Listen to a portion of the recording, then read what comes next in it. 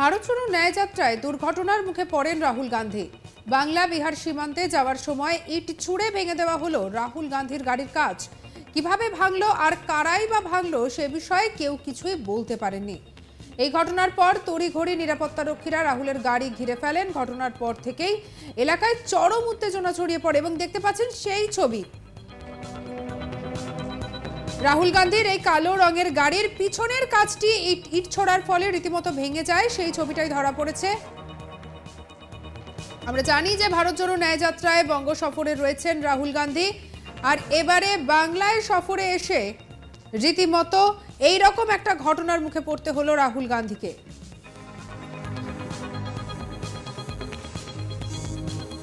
ভিডিওতে স্পষ্ট দেখা যাচ্ছে গাড়ির উইন্ডস্ক্রিন পুরোটাই ভেঙে গিয়েছে আর গাড়ি থেকে নেমে আসেন রাহুল গান্ধী। জানা যাচ্ছে কাটিহার এলাকা দিয়ে যাচ্ছিলেন রাহুল গান্ধী ন্যায় যাত্রায় এবং তখনই আচমকাই গাড়িতে হামলা চালানো হয়। আর তার এই ঘটনা অতীতের ঘটনাকে ফের আরও একবার মনে করিয়ে দিল। কারণ রাহুল গান্ধীর পরিবারে এর আগে ইন্দিরা গান্ধী এবং রাজীব গান্ধীকে প্রকাশ্যে খুন করা হয়েছিল। দীর্ঘ সময় কেটে যাওয়ার পর গান্ধী পরিবারের সদস্য তথা কংগ্রেস সাংসদ রাহুল গান্ধী হামলার মুখে পড়ায় সেই স্মৃতি একবার ফের মনে করিয়ে দিয়েছে।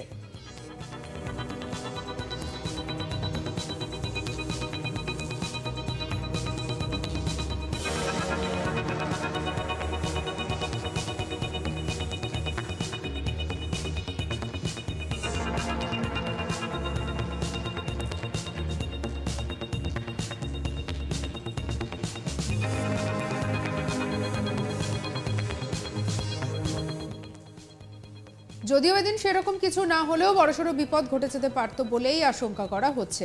বুধবার দুপুরে বিহার থেকে বাংলায় মালদহে ঢোকার সময় ঢিল ছুঁড়ে রাহুলের গাড়ির কাঁচ ভেঙে দেওয়া হয়। হামলার পর গাড়ি থেকে নেমে আসেন রাহুল গান্ধী।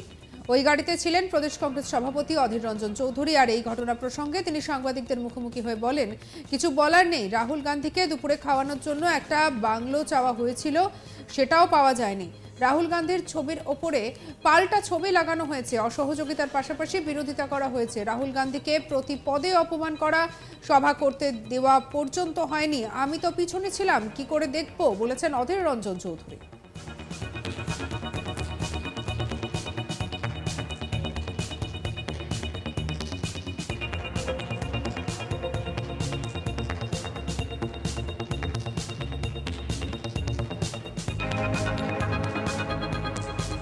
প্রদেশ কংগ্রেস সভাপতি অধীর রঞ্জন চৌধুরী কি বলেছেন শুনবো। এখানটায় প্রথম কথা যে আমরা যেখানে এসেছি, এই যে শিবির করেছি আনার জন্য, এটাই তো জায়গা পাচ্ছিলাম না আমরা। এখানটায় ভালুকাতে ইরিগেশন বাংলোতে আমরা চেয়েছিলাম রাহুল গান্ধী দুপুরে খাবে, একটু পারমিশন, দুপুরে খেয়েই তো বেরিয়ে যাবে একটু পরে, তাও আমাদেরকে অনুমতি দেওয়া হয়নি। তাই বাধ্য হয়ে জায়গা খুঁজতে খুঁজতে খুঁজতে খুঁজতে এইখানে আমরা এসে পৌঁছেছি। আপনারা দেখলেন যে রাস্তায় রাহুল গান্ধী যাবে বলে কংগ্রেসের লোকরা উচ্ছ্বাসের পতাকা তো লাগাবেই, তার উপরে অন্য দলের পতাকা, ছবির বদলে পাল্টা ছবি। এই ধরনের কোনো মানে হয় না এই সংকীর্ণতা, এটুকু বলতে পারি। মানে অসহযোগিতা তো বটেই, তার সঙ্গে বিরোধিতা প্লাস সংকীর্ণতা। সব থেকে বড় কথা হচ্ছে যে এই বাংলার সংস্কৃতি কি অতিথি দেব ভব। আমাদের সঙ্গে শত্রুতা থাকলেও আমরা কাউকে অবজ্ঞা করি না আতিথেয়তার ক্ষেত্রে।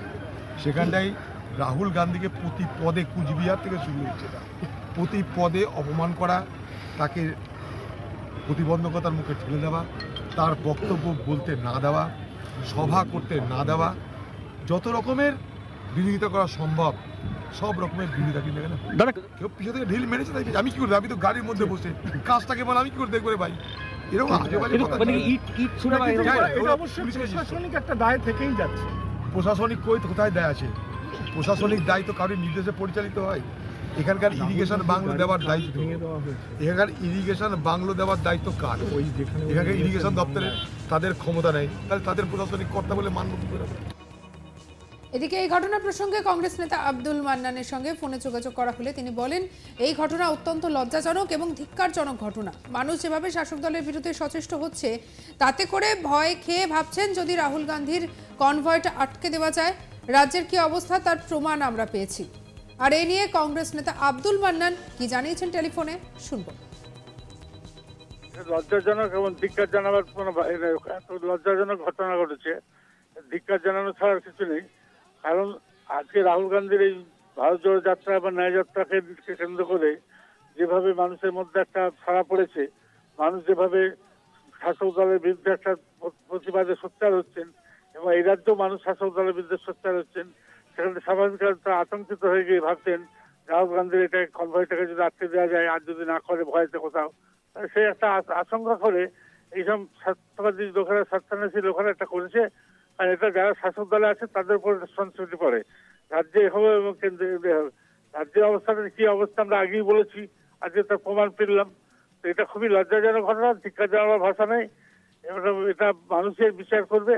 আর এ তো তৃণমূল বা বিজেপি, এটা একের পিঠ ও পিঠ। তো এরা নিজেদের মধ্যে এরা আন্ডারস্ট্যান্ডিং করে কিছু করেছে। ওদের টার্গেট হচ্ছে কংগ্রেস মুক্ত ভারত। কংগ্রেস পশ্চিমবাংলায় থাকবে না, এটা ওদের টার্গেট, সেই জন্য এটা করেছে। এটা খুবই দুর্ভাগ্য। এ প্রসঙ্গে বিজেপির নেতা শ্রমিক ভট্টাচার্য বলেন, পশ্চিমবঙ্গে এখন পাথর ছোড়ার সংস্কৃতি শুরু হয়ে গিয়েছে।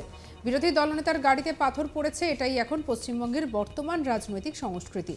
আমি এই ঘটনার তীব্র নিন্দা করছি। উনি আমাদের রাজ্যের অতিথি, তবে বিষয়টা একটু জটিল।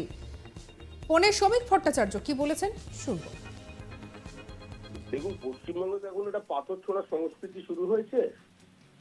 পশ্চিমবঙ্গে একই সঙ্গে কাশ্মীর উপত্যকায় দাঁড়িয়ে যেভাবে বিএসএফ কে, সিআইএসএফ কে কিংবা সেনাবাহিনীর জওয়ানদের আক্রমণ করা হয়, পশ্চিমবঙ্গে সেটাও চলছে এবং রাজ্যের মুখ্যমন্ত্রী সেই বক্তৃতা করছেন।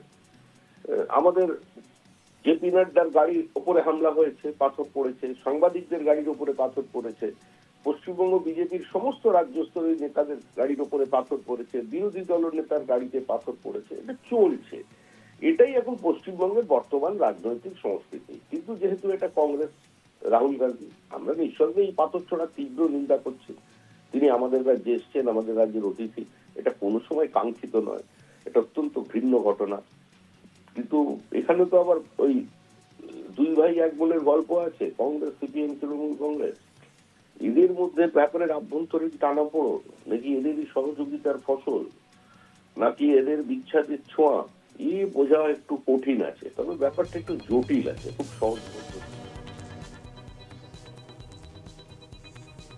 এই ঘটনা ফের একবার গান্ধী পরিবারের হত্যাকাণ্ডের ঘটনাকেই টাটকা করে দিয়েছে। ইন্দিরা গান্ধীকে 1984 সালের 31 অক্টোবর হত্যা করা হয়েছিল। প্রধানমন্ত্রী দুই দেহরক্ষী বিয়ান সিং এবং সদবান সিং শিখদের অপমান এবং অপারেশন চলাকালীন স্বর্ণ মন্দিরের অপবিত্রতার অভিযোগে প্রতিশোধ নিতে একেবারে সামনে থেকে প্রাক্তন প্রধানমন্ত্রীকে গুলি করেছিলেন। সে বছরের জুনেই হয়েছিল অপারেশন ব্লু স্টার, অর্থাৎ অমৃতসর স্বর্ণ মন্দিরে জঙ্গিদের বিরুদ্ধে অভিযান। তার জেরে হওয়া ইন্দিরা গান্ধীর হত্যাকাণ্ডে গোটা দেশ শোকে ভেঙে পড়েছিল।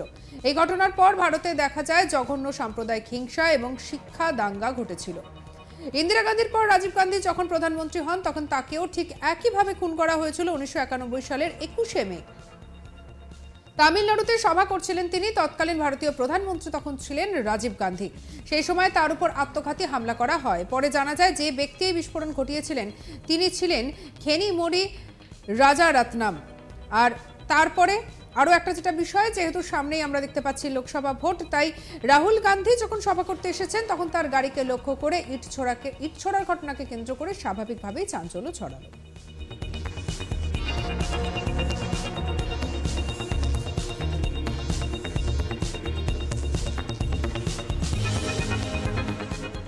সঙ্গে রাখুন আজ তাক বাংলার ইউটিউব চ্যানেলকে। আপনার মতামত আপনি জানাতে পারেন কমেন্ট সেকশনের। অন্যান্য খবরের জন্য সাবস্ক্রাইব করতে ভুলবেন না।